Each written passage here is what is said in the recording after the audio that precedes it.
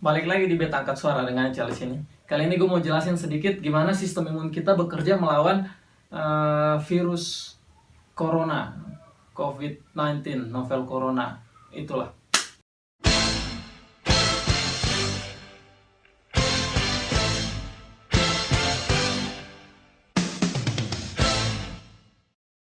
Jadi di sistem imun kita itu yang bekerja sebagai sistem imun kita adalah sel darah putih. Jadi sel darah putih ini fungsinya sebagai sistem pertahanan.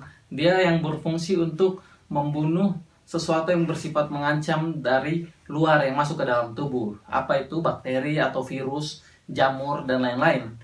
Nah, pada saat proses pembasmian virus ini, si sel darah putih ini ada bermacam-macam sel yang salah satu fungsinya adalah sebagai memori. Jadi dia ingat bakteri apa atau virus apa yang pernah dia lawan, sehingga jika kemudian hari ada bakteri yang sama atau virus yang sama masuk, maka dia sudah bisa mendeteksi ini sebagai suatu ancaman. Jadi dia bisa basmi itu duluan. Pada saat itulah antibodi terbentuk, yaitu sel darah putih mampu mengingat virus atau bakteri yang pernah dia musnahin dulu, yang bersifat mengancam. Jadi tubuh kita jadi kebal terhadap itu. Jadi kemungkinan kita kena penyakit yang sama itu sedikit kecil, atau bahkan tidak ada, kecil lah sama sekali. Sama seperti lu kena cacar, kalau lu kena cacar dulu, lu nggak mungkin akan kena cacar di kemudian hari. Kenapa? Karena sistem imun lu, sel darah putih lu, sistem imun itu udah kenal bahwa virus yang menyebabkan cacar ini adalah sesuatu yang membahayakan. Jadi ketika virus tersebut masuk lagi, akan dia basmi. Itu kenapa waktu kecil kita dianjurkan untuk vaksin, dilakukan vaksinasi.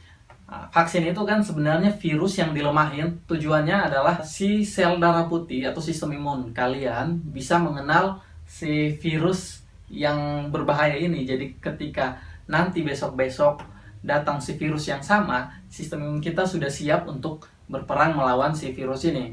Yang terjadi pada virus novel corona ini sama prosesnya seperti yang gue sebutin tadi. Gue bakalan jelasin di pathway yang gue buat sesimpel mungkin ya. Pertama adalah proses invasi virus.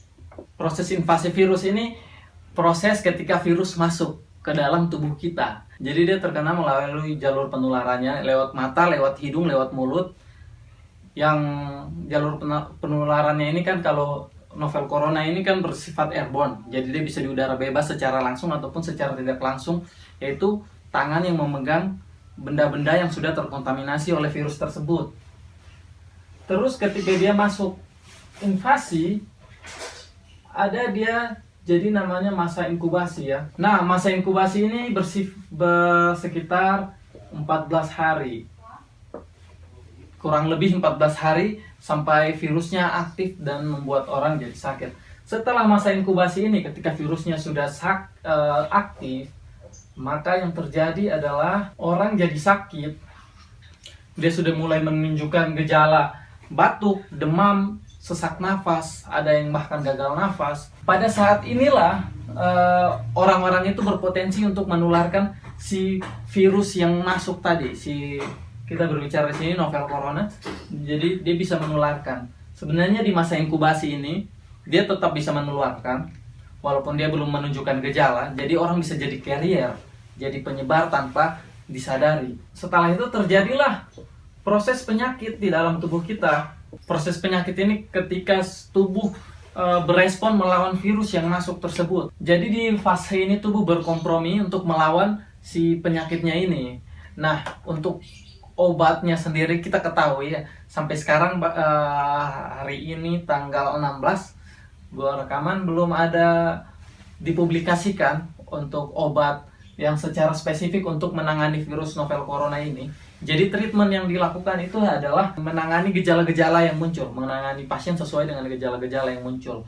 Jadi untuk treatment orang yang sembuh pun juga sama, hanya ditangani gejala-gejala yang muncul. Dari situ bisa diambil kesimpulan kalau virus ini sebenarnya bersifat self-healing disease. Artinya dia bisa sembuh dengan sendirinya tanpa ada treatment khusus untuk virusnya. Jadi yang ditangani hanya gejala-gejala yang timbul. Sama seperti kalian kalau sakit DBD. Untuk sakit DBD itu tidak ada pengobatan spesifik untuk membunuh virus dengue tersebut. Yang kita lakukan hanyalah menangani kondisi berdasarkan gejala-gejala yang muncul. Contohnya kalau demam kita kasih obat penurun demam. Kalau dehidrasi kita kasih cairan lewat terapi infus. Kalau trombosit turun kita kasih makanan-makanan untuk naikin trombosit dan lain-lain. Virus novel corona ini juga sama seperti itu. COVID-19 ini penanganan yang selama ini dilakukan itu sama seperti itu. Jadi disinilah sistem tubuh kita bereaksi ya. Jika sistem imun kita kuat, maka pasien akan sembuh. Dia sembuh. Tetapi jika sistem imunnya lemah ya, seperti ini ada terjadi sistem imun lemah atau memang ada beberapa penyakit penyerta, contohnya kepada orang yang dengan HIV, orang DM, pokoknya orang-orang dengan sistem imun yang memang sudah rendah dan dia kena novel corona ini, itu maka yang terjadi selama ini adalah kemungkinan untuk fatality. Jadi yang terjadi selama ini seperti itu. Mereka yang fatality itu adalah mereka dengan imun yang rendah, yang contohnya anak-anak yang sangat kecil, atau orang-orang yang terlalu tua, atau orang-orang dengan penyakit-penyakit pemberat lainnya. Itu yang terjadi di kasus ini. Kalau dia sembuh, kemungkinan besar maka akan tubuh akan membentuk yang namanya antibody, yaitu sistem imun yang tadi udah gue jelasin. Dia mengingat virus yang sudah masuk ini, sehingga virus sama yang masuk tidak akan membuat dia sakit kemudian hari. Problemnya di sini adalah penyebarannya terlalu banyak. Kenapa? Karena terlalu banyak interaksi yang terjadi, sehingga orang-orang tidak sadar kalau mereka terpapar virus dan mereka berpotensi menjadi carrier, pembawa virus, dan menyebarinya ke orang lain lagi. Jadi tugas kita di sini adalah memutuskan rantai penyebarannya. Kita putuskan rantai penyebarannya dengan gimana? Dengan pengendalian resiko bahaya. Prinsip pengendalian resiko bahaya itu ada eliminasi, substitusi, isolasi, dan sebagainya. Kita mulai dari eliminasi. Tidak mungkin kita eliminasi virusnya yang sudah masuk. Terlalu banyak virus, susah untuk kita eliminasi. Tidak bisa kita hilangkan resiko bahayanya. Substitusi juga tidak cocok untuk konteks bahaya biologis ya. Yang bisa kita lakukan adalah isolasi. Itu sebabnya pemerintah sekarang memberikan himbauan untuk tidak beraktivitas selama 14 hari. Gue nggak tahu di daerah lain, cuma yang gue tahu pasti itu di DKI Jakarta, Banten, Jawa Barat, dan Jawa Tengah. Gue nggak tahu daerah lain. Jadi selama 14 hari kita tidak melakukan kegiatan di luar rumah kecuali yang bersifatnya memang urgent sekali. Kenapa 14 hari? Sesuai dengan masa inkubasinya. Jadi diharapkan ketika kita tidak beraktivitas di luar ruangan selama 14 hari, maka kita bisa menekan atau memutuskan rantai penyebarannya ini. Jadi disarankan untuk teman-teman yang tidak begitu mempunyai kepentingan yang sangat mendesak untuk keluar, sebaiknya tetap di dalam rumah. Pokoknya jangan ke daerah-daerah keramaian dulu. Kenapa? Karena kita pengen kontrol supaya penyebaran virusnya ini tidak makin cepat. Kita ingin tekan itu supaya agak melambat lah paling nggak. Gue jelasin sedikit. Gue bikin kalender ya. Jadi dia dimulai dari tanggal 16 sampai 29 kalau nggak salah. Kalau di sekolah, yang gue tahu di sekolah 16 sampai 29 ya. Jadi kayak gini, kita diliburin dari tanggal 16. Diharapin per tanggal 16 itu kita tidak melakukan aktivitas keluar ruangan jika tidak mendesak ya. Jadi kenapa 14 hari?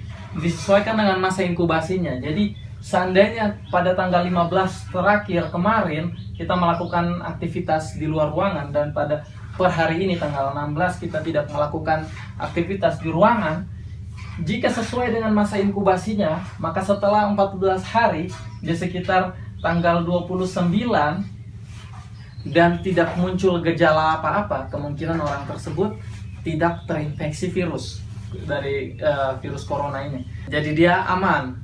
Permasalahannya adalah ketika di masa liburan ini, bukan masa liburan, masa lockdown ini kita melakukan aktivitas, anggaplah di pertengahan masa lockdown ya, sekitar tanggal 21 atau 22. Nah, jika pada tanggal 21 atau 22 ini seseorang melakukan aktivitas di luar ruangan, maka masa inkubasi yang 14 hari ini tidak akan mungkin tidak akan terdeteksi pada saat sudah masuk normal seperti biasa tanggal 30, 31. Ini masih belum ada tanda dan gejala yang muncul sehingga dia berpotensi untuk menjadi carrier, pembawa virus dan menyebarkannya ke orang lain. Itu kenapa diharapkan pada masa lockdown ini 14 hari ini diharapkan kita tidak melakukan aktivitas di luar ruangan sehingga bisa menekan angka penyebaran virus ini dan memutuskan rantai penyebarannya. Inilah yang sedang dilakukan saat ini, isolasi. Jadi dengan isolasi diharapkan angka penyebarannya menurun atau ditekan dan pasien-pasien yang sudah terinfeksi bisa mendapatkan pelayanan kesehatan secara maksimal. Ada video yang ngejelasin masalah penyebaran ini secara grafik, keren banget. Mungkin sebagian dari kalian sudah pernah ngeliat. Ini contoh kalau semua orang bergerak bebas seperti biasa, nggak ada pikiran, semua tetap pergi konser, pergi jalan-jalan. Ini akan terjadi. Satu orang akan menularkan semua orang berbarengan, dan itu yang berbahaya. Seperti tadi kita ngelihat kurvanya ya. Pada akhirnya akan lewat dan pada akhirnya semua orang akan sembuh. Tapi karena kurvanya tinggi, banyak orang akan mati dalam prosesnya. Nah, yang terjadi di Cina dengan adanya lockdown, ditutup, membuat orang tidak sakit sekaligus berbarengan. Jadi kurvanya lebih landai kalau kalian lihat, sehingga memberi waktu untuk orang-orang menjadi sembuh dan akhirnya bisa melandaikan kurvanya. Nah, sekarang kita lihat kalau kita lakukan namanya social distancing, yaitu kalau nggak harus banget nggak usah pergi keluar, kalau nggak penting-penting banget nggak usah ketemu temen, nggak usah ada social function, semuanya ditunda dulu. Kita lihat apa yang terjadi. Nah, bahkan ini ada simulasi satu lagi. Kalau social distancingnya itu benar-beneran ekstrim, orang nggak boleh keluar, ada jam malam dan sebagainya. Ini yang terjadi. Kita lihat beda banget kan. Jadi ada orang yang akan tetap sakit, tapi mereka bisa masuk rumah sakit dan dirawat. Jadi sekali lagi, tujuan lockdown atau social distancing yang sedang kita terapkan sekarang ini adalah tujuannya untuk menekan angka penyebarannya sehingga tidak melonjak tinggi dan bisa ditekan seminim mungkin angka penyebarannya. Jadi untuk kalian yang tidak mempunyai kepentingan terlalu mendesak, disarankan tidak pergi keluar kecuali kalian memang butuh, contohnya masalah pekerjaan yang jika tidak dilakukan pada saat itu maka kalian tidak bisa mendapatkan penghasilan, ataupun juga tenaga kesehatan, perawat, dokter dan lain-lain tenaga kesehatan, karena mereka yang berada di front line. Gue pernah baca satu status ya dari temen gue. Jadi kalau lu pengen tahu gimana jadinya perawat dan dokter, tenaga kesehatan di tengah pandemi ini, lu bisa bayangin lu nonton film Titanic, pas momen saat kapalnya mau tenggelam dan ada orang-orang yang tetap main musik, musisinya tetap main musik. Itulah gambarannya perawat, dokter, tenaga kesehatan yang sekarang sedang terjadi. Jadi udah mau tenggelam tapi lu tetap harus tenang, tenangin orang, lu harus tetap kerja kayak biasanya, padahal resiko lu yang paling gede. Jadi do social distancing dan rajin-rajin cuci tangan, jaga kebersihan.